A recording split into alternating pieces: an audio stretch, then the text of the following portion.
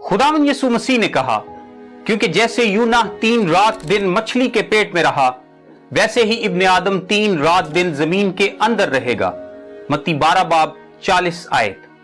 यीशु तो तीसरे दिन मुर्दों में से जी उठा, फिर ये जुमे की शाम से इतवार की सुबह तक 3 रात दिन कैसे बनते हैं? यूना से ये मुताबिकत कैसे बनती है? आइए जानते हैं। आइए सबसे पहले देखते हैं कि यहूदी अपने दिन का आगाज कहां से करते थे। हमारे दिन का आगाज रात 12 से होता है। जैसे ही रात के 12 बजते हैं, हम कहते हैं कि अगली तारीख या दिन शुरू हो गया है। यहूदी दिन शाम से शुरू होता था, यानी जैसे ही शाम होती थी, दिन का आगाज हो जाता था। यानी हफ्ते के दिन का आगाज जुमे की शाम के बाद ही हो जाता था। वो पैदाइश की किताब के मुताबिक इस तरह दिनों को गिनते थे, जब खुदा ने दुनिया बनाई तो हर दिन को कहा कि शाम हुई और सुबह हुई, सो पहला दिन हुआ या दूसरा दिन हुआ। सो यहूदियों के दिन में पहले शाम होती थी, फिर सुबह, अगली शाम को फिर नया दिन शुरू हो जाता था। इसका मतलब यह हुआ कि यीशु ने जुमे को 3 बजे सलीब पर जान दी और 6 बजे के करीब सूरज गुरूब होते ही जुम्मा खत्म हो जाना था और सब्बत यानी हफ्ते का दिन शुरू हो जाना था। यहां एक अहम बात नोट करें, अगर 6 बजे के बाद दफनाया जाता तो दफन करने का दिन हफ्ता होता, जुम्मा नहीं, और दिनों का सारा हिसाब खराब हो जाता। सो खुदा की इलाही मर्जी के तहत फौरन दफना दिया गया ताकि जुमे का दिन शुमार हो सके। एक और बात नोट करें, यूहन्ना 19 बाब के मुताबिक अरमतिया ने पिलातूस के पास जाकर यीशु की लाश मांगी और निकोदेमुस 50 सेर के करीब मुर और ऊद मिला हुआ लाया और उन्होंने यीशु को सूती कपड़े और खुशबूदार चीजों के साथ कफनाया। इतना सब कुछ इतनी जल्दी कैसे मुमकिन हुआ? इसलिए कि खुदा की मर्जी थी कि यीशु जुमे के रोज ही दफनाया जाए और इसी मकसद के लिए उन्होंने नजदीक तरीन कब्र का इस्तेमाल किया। सो ये बने जुमे के रोज के चंद घंटे, हफ्ते का दिन और रात, और इतवार की रात, क्योंकि इतवार की सुबह खुदावंद यीशु मसीह जी उठा। यानी 2 पूरी रातें, 1 पूरा दिन और 1 दिन के चंद घंटे। सो यूना की मिसाल के मुताबिक 3 दिन और रात कैसे बने? हमारे लिए 3 दिन और 3 रात का मतलब है 72 घंटे, लेकिन यहूदियों के नजदीक ऐसा ना था।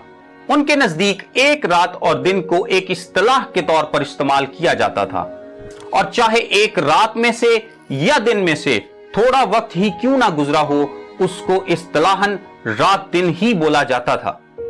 यानी जुमे की शाम को जब दफन किया गया तो जुम्मा खत्म होने में 1 से 2 घंटे रहते थे। सोन 1 या 2 घंटों की वजह से यह पहला रात दिन था। फिर हफ्ते की पूरी रात और पूरा दिन दूसरा रात दिन था, और फिर इतवार की रात जो यीशु कब्र में रहा वो तीसरा रात दिन था। मतलब यह हुआ कि यीशु 3 रात दिन कब्र में रहा, जैसा कि यूना की मिसाल दी गई, और तीसरे दिन मुर्दों में से जी उठा। आइए पुराने अहदनामे से इसको समझते हैं। आस्तर की किताब उसके 4 बाब और 16 आयत में लिखा है, तुम मेरे लिए रोजा रखो और 3 रोज तक दिन और रात ना कुछ खाओ ना पियो। मैं भी और मेरी सहेलियां इसी तरह से रोजा रखेंगी, और ऐसे ही मैं बादशाह के हजूर जाऊंगी। और फिर 5 बाब की पहली आयत के मुताबिक तीसरे दिन आस्तर शाहाना लिबास पहनकर शाही महल में बादशाह के पास गई। अब अगर 3 दिन और 3 रात का रोजा रखना था तो तीसरे दिन वो क्यों गई, जबकि अभी पूरे 3 दिन और रात खत्म नहीं हुए? ये बात जाहिर करती है कि यहूदी किस तरह दिन के एक हिस्से के लिए भी रात दिन की इस्तिलाह इस्तेमाल करते थे। आइए एक और मिसाल देखते हैं। पहला सैमुएल उसके 30 बाब 12 और 13 आयत में लिखा है, जब वो खा चुका तो उसकी जान में जान आई, क्योंकि उसने 3 दिन और 3 रात से ना रोटी खाई थी ना पानी पिया था। तब दाऊद ने पूछा, तू किसका आदमी है और तू कहां का है? उसने कहा, मैं एक मिस्री जवान और एक अमालीकी का नौकर हूं, और मेरा आका मुझको छोड़ गया, क्योंकि 3 दिन हुए कि मैं बीमार पड़ गया था।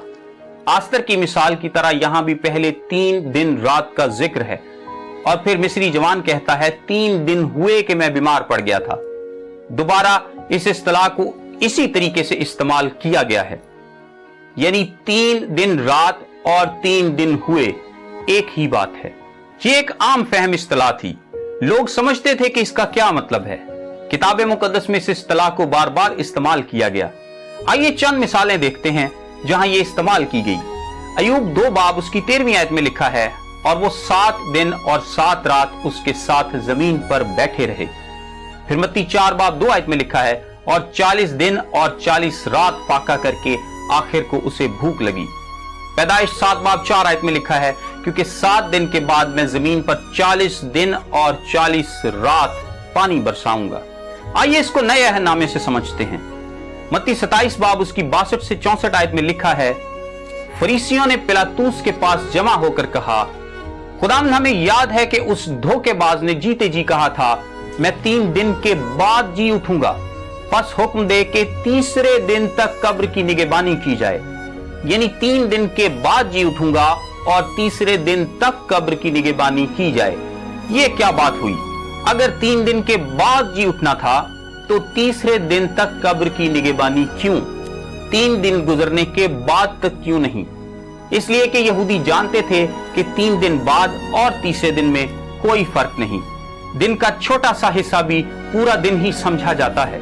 लूका 24 बाब 21 आयत में है, जब 2 शागिर्द इमाउस की राह पर जा रहे थे तो वो क्या बातें कर रहे थे? लिखा है, इलावा इन सब बातों के इस माजरे को आज तीसरा दिन हो गया। यानी वो तीसरे दिन का मतलब समझते थे।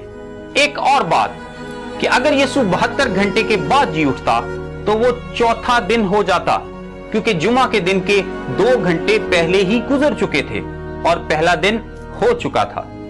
मत्ती 16 बाब 21 आयत, 17 बाब 20 बाब 19 आयत, लूका 24 बाब 7, 21 और 46 आयत, पहला कुरिन्थियों का 15 बाब और 4 आयत, इन सब जगह में लिखा है तीसरे दिन वो मुर्दों में से जी उठेगा। सो उसको 3 रात और 3 दिन के अंदर ही जी उठना था, ना कि चौथे दिन। और जैसा कि हमने देखा कि दिन में से हो या रात में से हो, 1 घंटा भी गुजर जाए तो वो पूरा रात दिन तसव्वुर होता था। सो मेरे अजीजों, जिन लोगों को यीशु ने मत्ती 12 बाब 40 आयत में यूना की बाबत कहा, वो समझ गए थे कि बात 72 घंटों की नहीं बल्कि 3 रातों और दिनों की है। और उनके हिसाब में 1 घंटा भी गुजर जाए तो 1 रात दिन बन जाता है।